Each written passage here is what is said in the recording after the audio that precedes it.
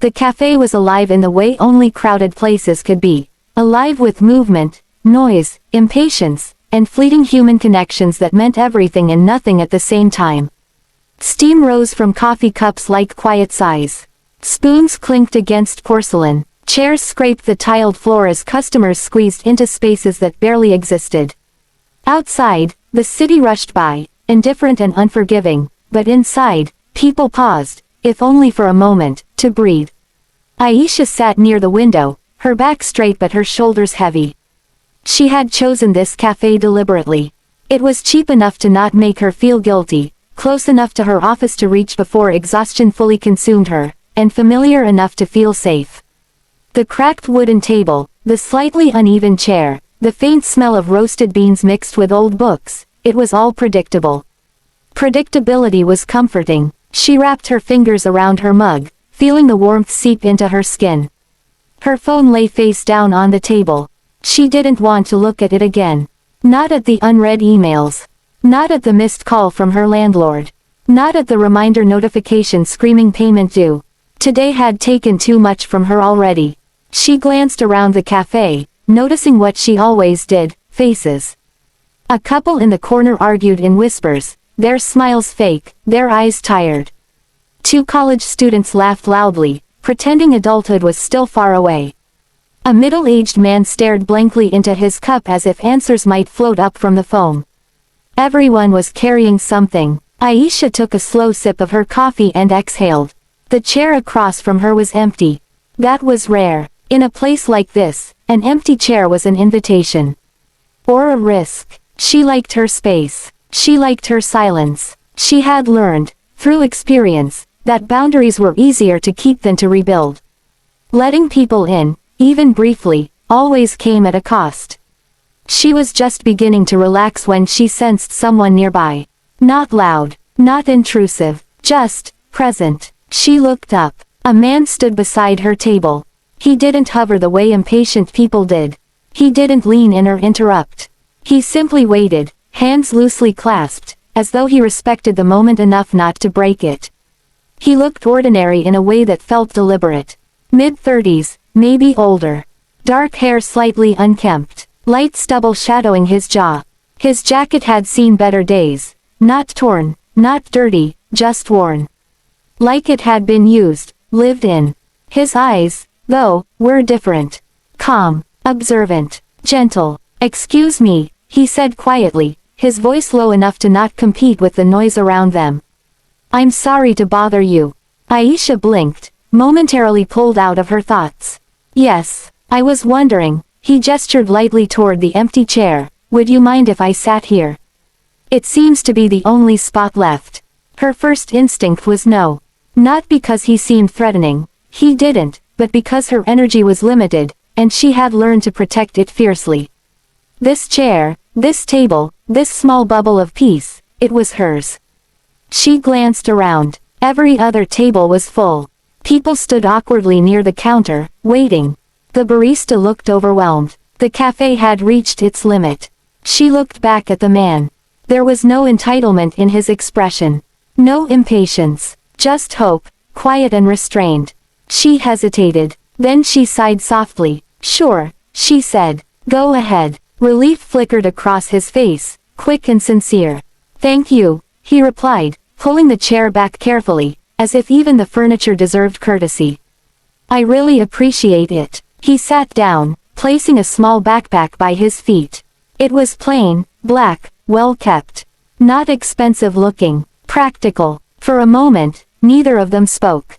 The silence felt awkward at first, like standing too close to a stranger in an elevator. Ayesha stared into her coffee, wondering if she had made a mistake. She wasn't in the mood for conversation, or explanations, or small talk. But he didn't rush to fill the silence. He opened the book he was holding, the spine creased from repeated use. She noticed the margins, faint pencil notes scribbled with care. Whoever he was, he didn't just read books. He lived in them. That intrigued her more than she expected. After a few minutes, he spoke again. "Busy day?" he asked gently, not looking up. She considered ignoring the question. Then she answered anyway. "Always." she said. Yours. He smiled faintly. The same. Something about the simplicity of his response made her relax. She watched him for a moment, curious despite herself. His hands were steady, his posture relaxed but slightly guarded, as though he was used to standing his ground quietly. His phone buzzed on the table. He glanced at it, and for just a second, his expression changed. Softened. The screen lit up with a photo before he quickly turned it face down.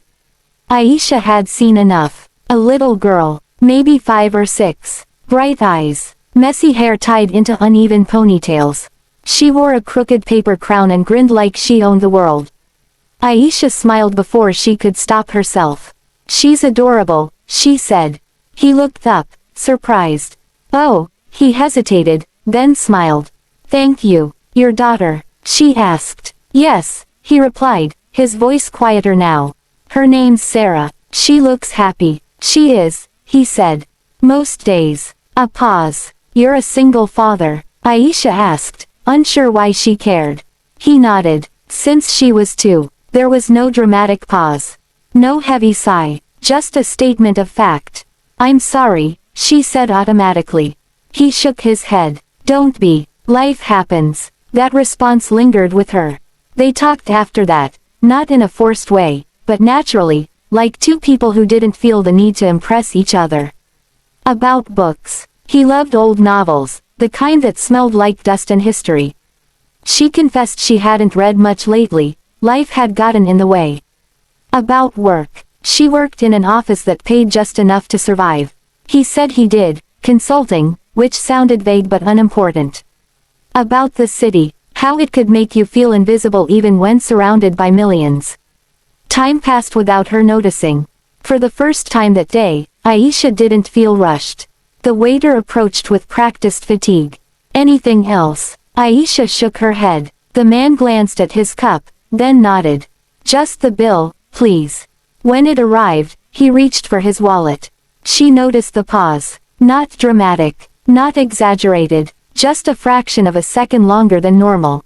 He counted the cash carefully, his brow furrowing slightly.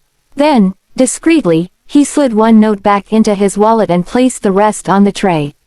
Ayesha noticed. She always noticed. Without thinking, before pride or logic could intervene, she spoke. I've got it. He looked up sharply. Oh, no, no. I couldn't let you. It's fine, she said, pushing the tray gently away from him. Really? He hesitated, clearly uncomfortable. I don't want to impose. You're not, she replied. Consider it a thank you for the conversation. He studied her face, searching for something, judgment, perhaps. Or expectation. Finding none, he smiled. Thank you, he said quietly. That's very kind of you. She shrugged. Sometimes kindness doesn't need a reason. Something shifted in his expression then. Not surprise. Recognition. He stood, slinging his backpack over one shoulder. I hope your days get easier, he said sincerely. And I hope Sarah always keeps that smile, Ayesha replied. He smiled wider this time. As he walked away, Ayesha felt an unexpected heaviness settle in her chest. She didn't know why. She didn't know that the empty chair across from her had just changed everything. And she certainly didn't know that the man she had shown simple kindness to was anything but ordinary. Chapter 2. 3 days later, the cafe no longer felt the same. Ayesha noticed it the moment she stepped inside. The air was cleaner somehow, less hurried, less careless. The usual chaos had been replaced by an unfamiliar sense of order. The barista stood straighter. The manager hovered near the counter, checking his watch for the 3rd time in under a minute. Fresh white lilies rested in a glass vase near the register, their fragrance subtle but intentional. Ayesha frowned. This cafe was never like this. She adjusted the strap of her bag on her shoulder and scanned the room. Most of the regulars were still there. The elderly man with the crossword puzzle, the group of students hunched over laptops, but something invisible had shifted. Like the room was waiting. She approached the counter. 1 medium coffee, she said automatically. The barista nodded quickly. Of course. Please, have a seat. We'll bring it to you.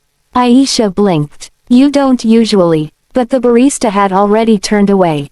Confused, Ayesha walked toward her usual table by the window.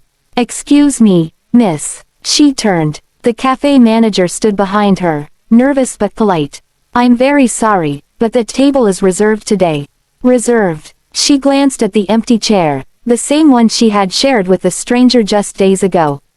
"For whom?" she asked. Before the manager could answer, a calm, familiar voice spoke from behind her. "For me." Ayesha's heart skipped. She turned slowly. It was him, but not the man she remembered. Gone was the worn jacket. Gone was the quiet exhaustion etched into his posture.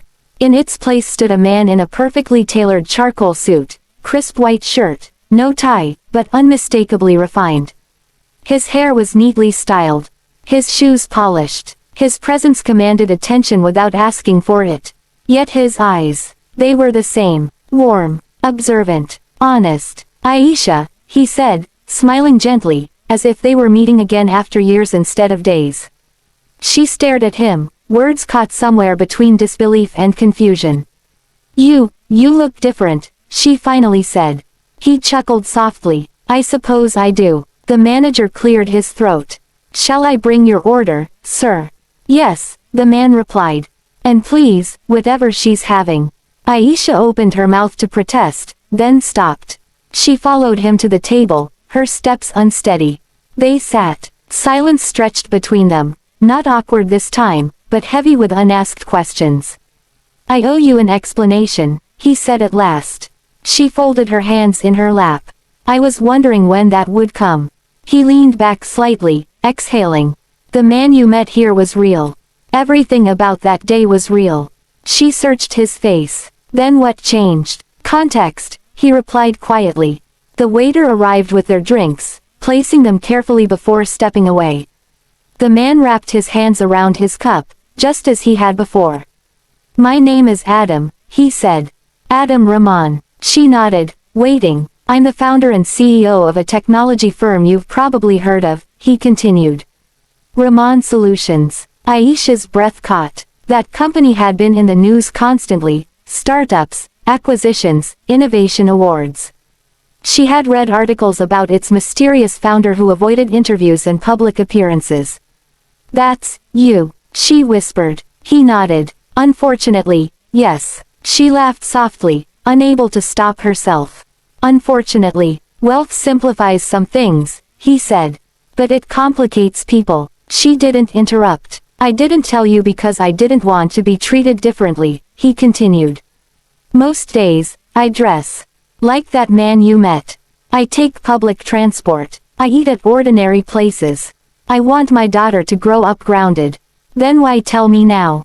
she asked. "Because I wanted to see you again," he said honestly. "And I couldn't do that while lying." Ayesha looked down at her coffee. She thought of the way he had counted his money. The hesitation. The quiet dignity. "Were you pretending that day?" she asked. He shook his head immediately. "No, I don't carry cash often.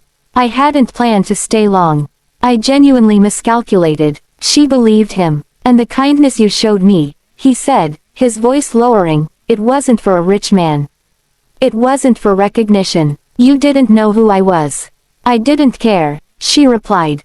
He smiled. "That's exactly why I care." She met his gaze then, truly met it. "What do you want from me, Adam?" He paused. "I run a foundation," he said. "It supports single parents, financial aid, education, childcare." "That's admirable," she said carefully. "I started it for my daughter," he continued. "But over time, it became something bigger." He reached into his jacket and pulled out an envelope, sliding it across the table. Ayesha didn't open it yet. "I want you to work with us," he said. "Not because you paid for my coffee, but because you see people." Her chest tightened. "You don't even know me." "I know enough," he replied. "You're kind without calculation. That's rare." She finally opened the envelope. Inside was a formal invitation, along with a handwritten note. "The world has enough successful people. It needs more kind ones." Her eyes burned. "I'm not qualified," she said softly. "You're human," he replied. "That's the qualification." Silence fell again. Outside, The city rushed by, unaware of the small miracle unfolding at a cafe table. What about Sarah? Ayesha asked suddenly. He smiled instantly. She'd love you. That surprised her. She asks me every night, he said quietly. Did you meet anyone nice today, Baba? Ayesha swallowed hard. And that day, he continued, for the first time in a long while, I said yes. Her eyes filled with tears. She hadn't changed the world. She hadn't saved a life.